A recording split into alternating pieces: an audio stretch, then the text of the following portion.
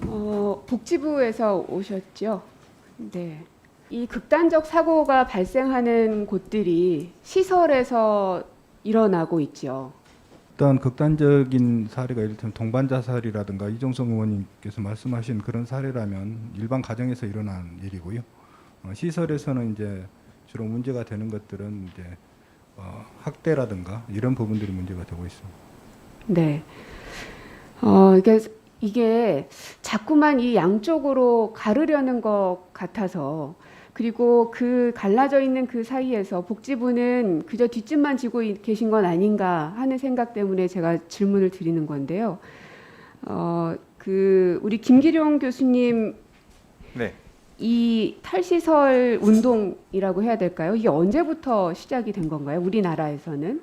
네, 우리나라도 한 이제 20여 년 됐죠. 근데 왜 아직까지도 한 발짝도 못 나가고 있다고 생각하십니까? 네, 저는 이제 좀 전에 그 의원님께서 말씀하셨다시피 이제 계속 이제 어쨌든 아무것도 준비가 되어 있지 않기 때문에 그냥 시설을 인정할 수밖에 없고 시설에 살 수밖에 없다라는 논리를 계속 만들어 오는 것을 어쩌면 뒷받침해줬던 정부의 탓이라고 생각합니다.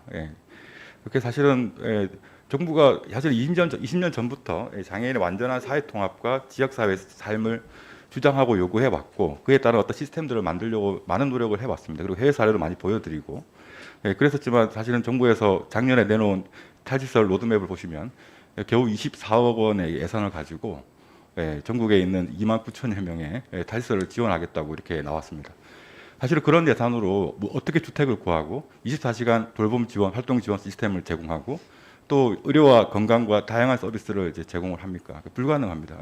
그래서 이제 그런 식의 지원을 전혀 하지 않은 채 계속해서 이제 나오다 보니까 이제 시설에 대해서 이제 옹호하고 찬성하시는 분들이 많이 생기고 또 정부는 또 그 핑계로 이제 어쩔 수 없이 이건 뭐 못하는 거 아니냐 이렇게 하면서 그동안 이제 좀 미적되고 진전이 안 됐던 것 같습니다. 네, 다시 제가 복지부에게 여쭐게요. 지금 김계룡 교수님도 말씀하셨지만 24억의 예산이랍니다. 이거 충분합니까?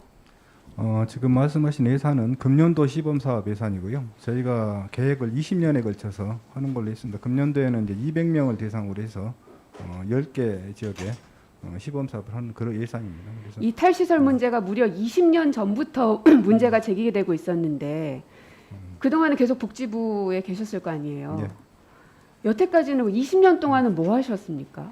이제서야 20년을 계획하고 한 해에 24억의 예산을 편성한다는 것이 장애인의 문제뿐만 아니라 그냥 비장애인들에게도 이게 납득이 잘 되지 않습니다.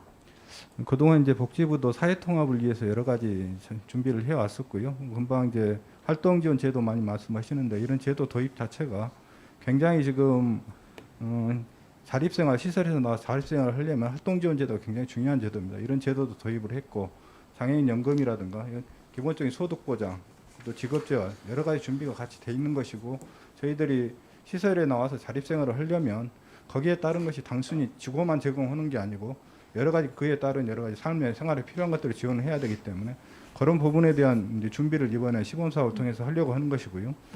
단순히 시설에서 나오시는 분만이 아니라 혼자서 이를테면 부모님이 돌아가셨거나 여러 가지 여건이 되면은 그런 분들도 같이 생활할 수 있도록 그런 체계를 만들려고 시범사업을 그런 차원에서 준비 중에 있다고 말씀드리겠습니다. 그러니까 나름의 사업들은 진행도 하시고 계속 노력도 해 오셨는데 오늘 공청회에서 보셔서 아시겠지만 거기에 대해서 그나마 그것이 있었기 때문에 내 아이를 내 집에서 키우는 게 가능했다라는 분도 계시고 아직 그거 가지고는 도저히 불충분하다. 그러므로 시설에서 내 아이를 내보내는 것이 너무나 걱정스럽다 하시는 말씀들도 지금 방향성에 대해서는 잘 잡으셨지만 여전히 안정적으로 생각하는 분이 너무나 많다는 이 정도 가지고 앞으로 20년을 되어준다고 한들 매년 24억 정도 예산 투입한다고 한들 똑같이 20년 후에도 이런 똑같은 공청을 또 열리면 안 됩니까? 저희들이 시범 사업을 앞으로 3년 동안 할 예정인데요. 충분히 부모님들이라든가 당사자들하고 소통을 해서 필요한 부분들을 보완을 해 나가겠고요. 아마도 시설에서 지금 계시는 분들 중에서 꼭 시설에 안 계셔야 될 분도 많습니다. 그런 분들이 지역사회에 생활해야 된다는 부분들에 대해서는 아마 반대하시는 분들이 없을 거고요. 꼭 시설이 필요하신 분, 그 부분에 대해서 아마 시설 전체를 폐쇄하기 때문에 그런 부분에 대한 걱정이 좀 많지 않으신가 그렇게 생각을 합니다.